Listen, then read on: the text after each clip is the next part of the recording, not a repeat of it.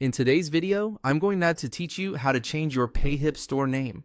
If you want to refresh your brand, make your shop name clearer, or simply update how your store appears to customers, Payhip makes the process pretty straightforward.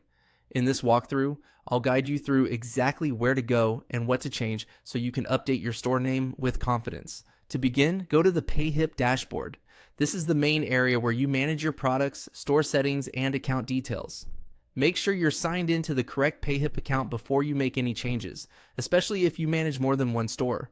Once you're on the dashboard, look for the account section and click on it. This is where Payhip keeps the main settings related to your profile and store configuration.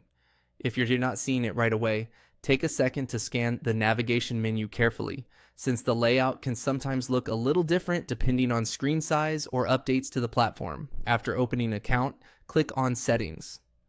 This will take you to the page where you can edit important details about your store.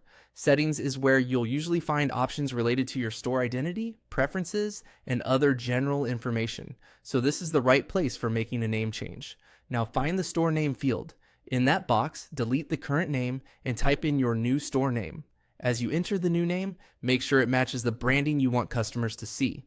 It's a good idea to double check spelling, capitalization, and spacing before moving on, because even small details can affect how professional your store looks. When choosing your new name, try to keep it clear, memorable, and consistent with your product's or business identity. If you already use a similar name on social media or your website, matching those names can help create a more recognizable brand experience for your audience. Once you've replaced the old name with the new one, review everything carefully to make sure it looks exactly the way you want. A quick final check can save you from having to come back and edit it again right away. And that's all it takes to change your Payhip store name. It's a simple update, but it can make a big difference in how your store is presented to visitors and customers.